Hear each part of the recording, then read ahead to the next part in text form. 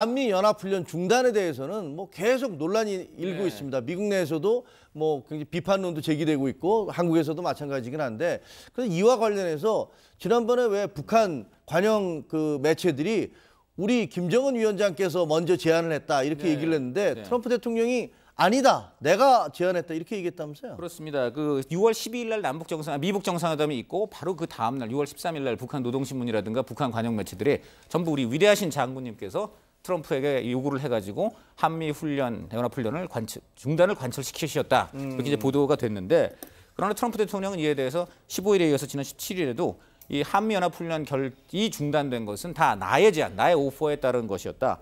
그리고 나는 뭐 취임 때부터 이것이 하기 싫어했다.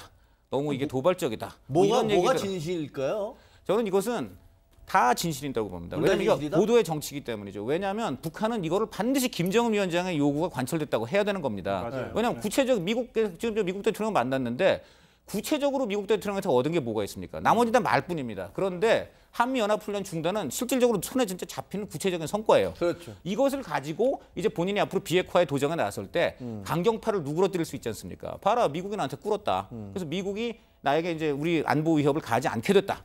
그러니까 너희들은 나를 믿고 우리가 어느 정도 비핵화를 해도 문제가 없다는 걸 믿어라. 이렇게 할 수 있기 때문에 김정은 위원장이나 북한 관영 매체 입장에서는 무조건 이건 김정은 공이라고 해야 되는 거예요. 이거는 뭐 정치고요. 그다음 트럼프 대통령도 마찬가지죠. 이것이 만약에 김정은이 위요구에서 제가 넘어갔다 그러면은 이게 벌써 동맹국이 한국이나 일본의 그 안보는 나란 곳 없이 북한에게 완전히 넘어갔다 이런 비판을 받을 거 아닙니까? 그래서 오히려 자기가 선제적으로 이건 오히려 내가 판단해 보니까 우리 동맹국 안보에도 위협이 없고 그렇죠. 그다음에 이제 그 북한에 대해서 내가 어떤 선제적인 딜을 할 수 있는 그런 거기 때문에 내가 했다 이러는 겁니다. 또 하나 웃긴 건 중국인데요. 중국 입장에서는 한미 연합훈련 중단은 바로 우리가 항상 요구해 왔던 쌍중단.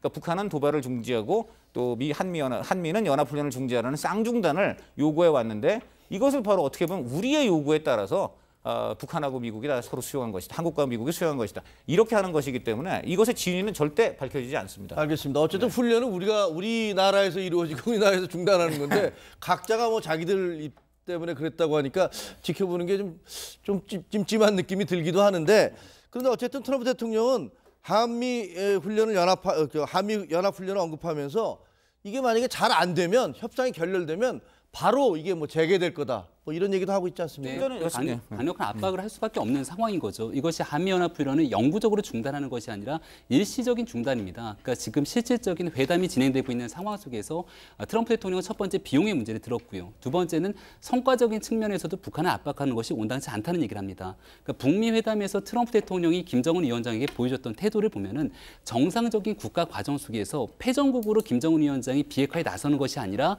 정상적으로 국가를 개발하기 위해서 비핵화에 선제적으로 나설 수 있기 위한 장을 깔아줬거든요.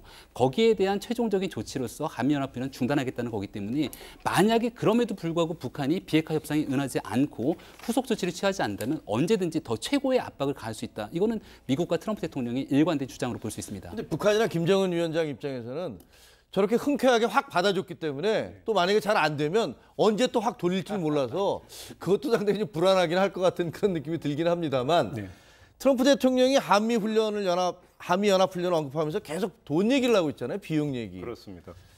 청와대에서는 결국은 우리한테 지금 뭐 방위비 분담 많이 하라는 거 아니냐 이런 얘기도 하고 있죠. 두 측면이 다 있는 것 같아요. 군사 전문가들이 이제 몇 년 전부터 계속 했던 얘기가 미국 정부의 예산 압박이 크기 때문에 항공모함 하나를 띄우는데도 어마어마한 100억 든다면서요. 한번. 그러니까 문제는 이것이 이제 기동훈련에 들어가는 비용이 사실은 저렇게 잘 사는 미국에서 저런 얘기를 할 수 있을까라는 생각을 하지만 사실은 그게 아니라고 합니다. 그런 점에서 비용에 대한 부담이 있는 게 명백한 사실이라고 군사 전문가들이 이야기하는 점이 하나 있고요.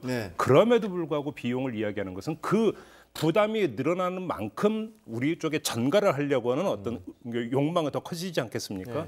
그런 점에서 지금 방위비 분담 협상이 진행이 되고 있는데 트럼프 대통령은 사실은 대선 과정에서부터 계속 이 이야기를 해왔고, 그러니까요. 일관되게 계속 그 기조를 유지하고 있기 때문에 비용 문제를 제기를 해서 자기가 잃을 건 아무것도 없다. 특히 우리 정부가 거기에 준해서 지금 한 1조 원 가량이 1년에 들어가는데 더 내놓으라는, 최소한 50%는 더 내놓으라고 하는 요구를 하고 있는 것으로 지금 알려지고 있는데, 이걸 관철시키기 위한 어떤 압박 전술로도 이해를 할 수 있는 측면은 분명히 있는 것 같습니다. 우리 정부가 이제 어떻게 현명하게 대처할 것이냐, 이게 우리 과제라고 봐야 되겠죠. 알겠습니다.